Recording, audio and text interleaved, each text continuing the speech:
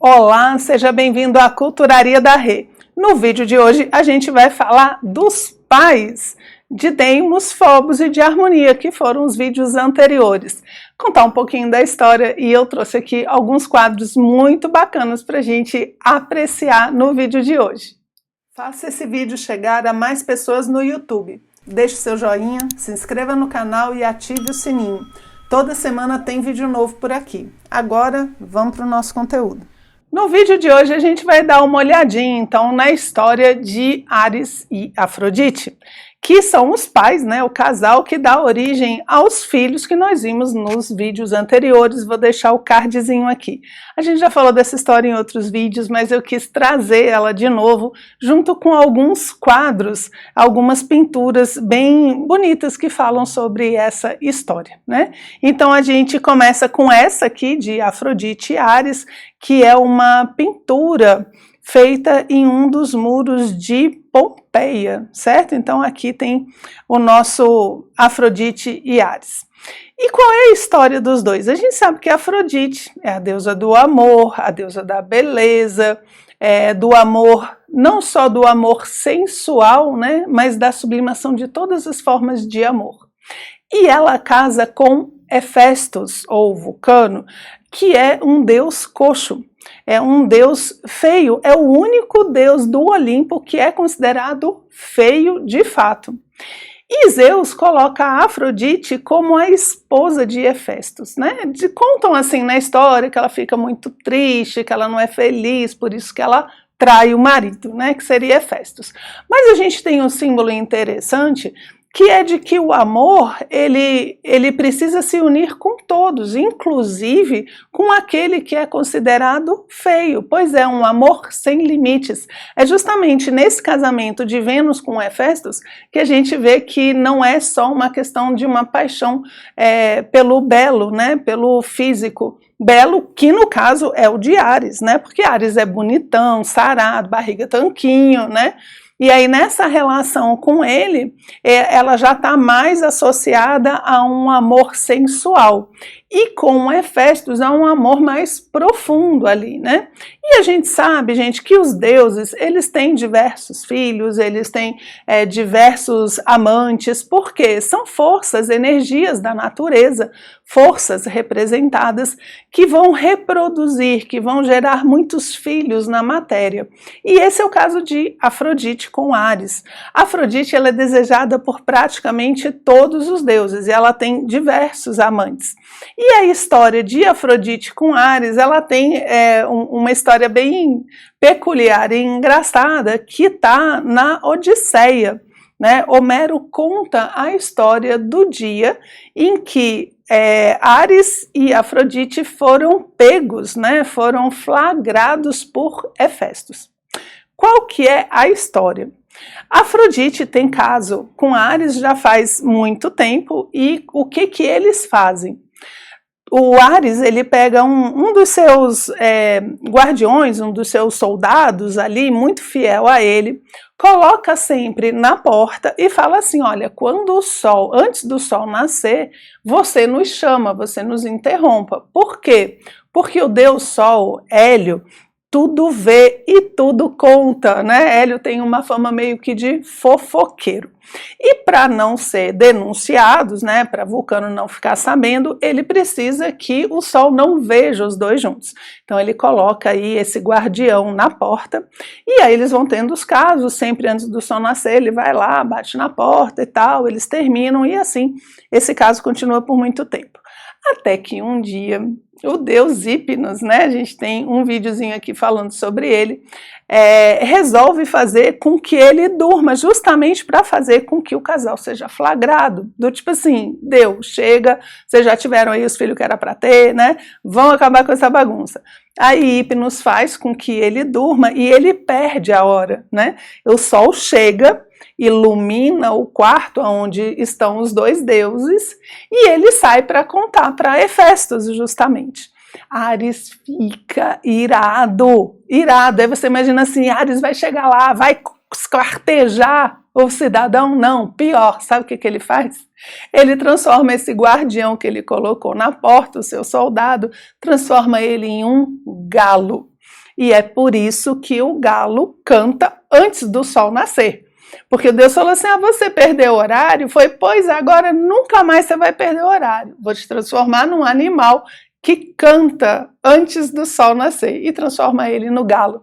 E a gente sabe que o galo tem isso, né? Essa sensibilidade ao prana do sol, quando ele está, antes dele chegar nessa sensibilidade, faz com que ele cante.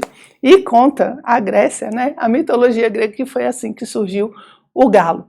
O fato é que Hefestos fica sabendo da traição, Hélio vai lá, conta, e ele faz um estratagema para pegar os dois. Ele sai muito chateado, vai para sua forja e faz uma rede muito fina como uma teia de aranha, mas resistível. Ela não pode ser quebrada, rasgada, ela é indestrutível, certo?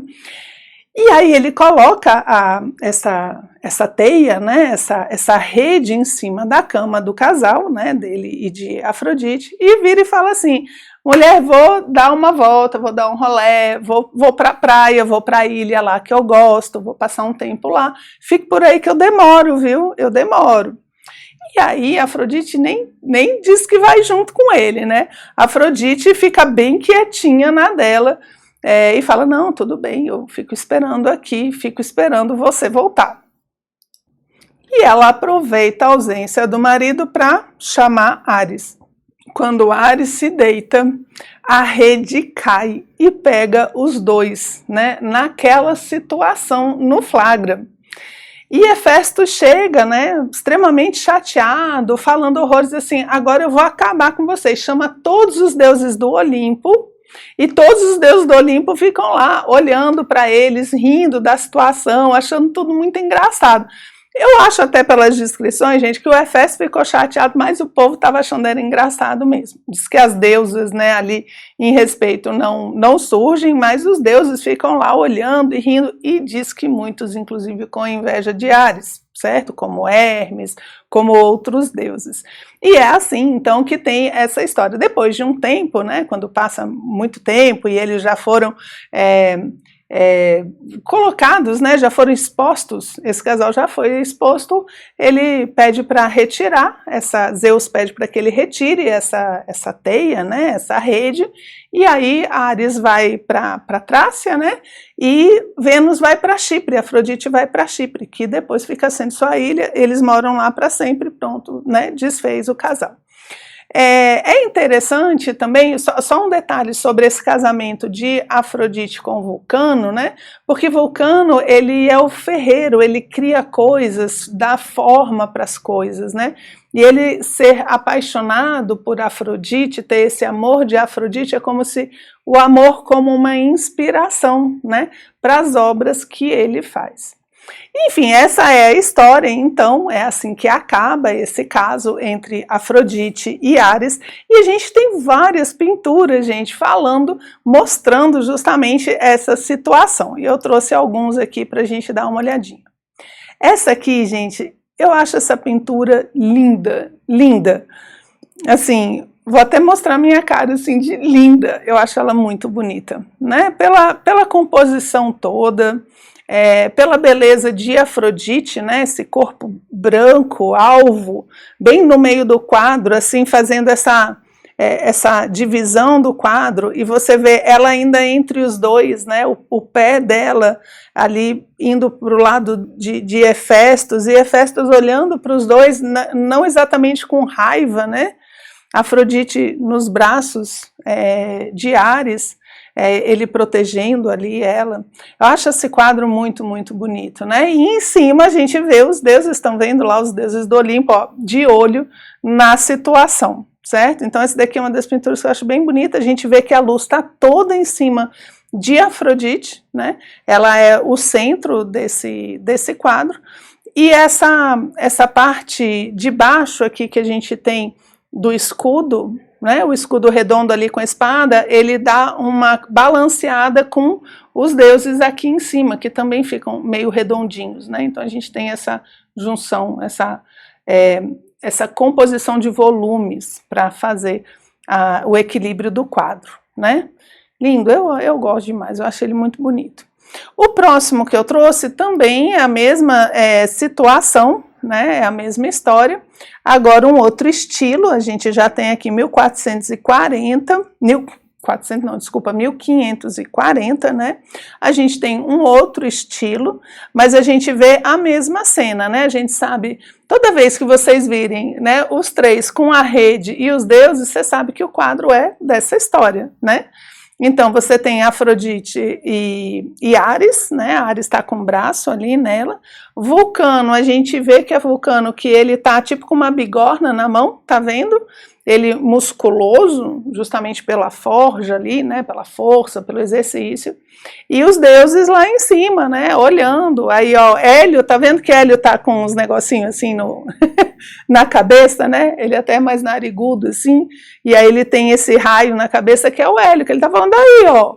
Olha só, que bagunça é essa, né? Aí Zeus lá olhando e falando, meu Deus, como é que bagunça? E a redezinha, né? Pegando os dois. Então, esse quadro também falando dessa história que a gente conversou aqui no vídeo. Essa aqui já fala do triângulo amoroso, mas não exatamente dessa parte aonde o deus da forja vai jogar a rede em cima do casal. Ele está mostrando mais esse triângulo amoroso, aonde é a vontade, a força, né, a vontade, a parte mais bélica ali de Ares, o amor, representado por Afrodite, e o deus das formas, que é Hefestos, justamente, que traz esse amor para o mundo através das obras que ele cria. E você vê que a gente tem aqui também os cupidos, né, que estão sempre relacionados à deusa Vênus, à deusa Afrodite. Então a gente tem também três, como se fosse um cupido para cada um do triângulo amoroso, por isso que são três também. Aqui é interessante porque, se você for reparar, você vê que Vulcano, ele está saindo da forja, né, que é o elemento dele. Você vê uma caracterização diferente, né, com um turbante, já colocando um estilo diferente aqui no deus, que também está com uma bigorninha ali na mão, né? Então a gente sabe, conhecendo da história, tendo essa informação, quando a gente bate o olho no quadro, a gente fala, cá está o triângulo amoroso da mitologia, ok? Outro que a gente vai ter aqui, que é esse aqui, gente, eu botei, ele é quase onde está o Wall-E, certo? Eu vou comentar ele aqui e a gente vai fazer uma brincadeira, certo? Porque o nome é Marte e Vênus surpreendidos por Vulcano, do Tintoretto. Tintoretto, eu tenho que fazer também, né, uns vídeos do Tintoretto aqui, mais alguns.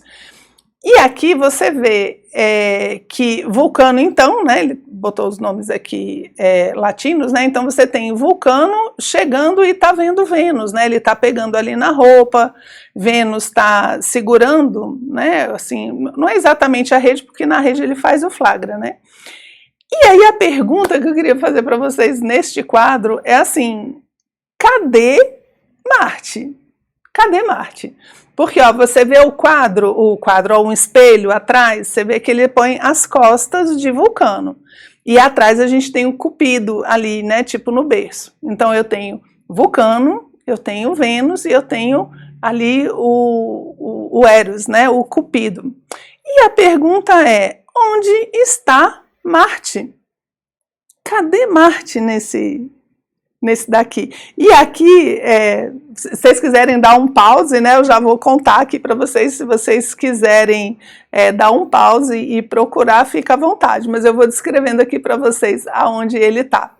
Vocês estão vendo que tem um cachorrinho embaixo da cama, Afrodite, né, tá deitada, e nos pés dela não tem um cachorrinho? Pois o cachorrinho tá latindo para Marte, para o deus da guerra. Percebeu? Ele está debaixo, ele está escondido. Você só vê a cabeça dele com elmo e a luz só no nariz. Só vê mais ou menos o nariz dele. Por quê? Porque ele está escondido, né?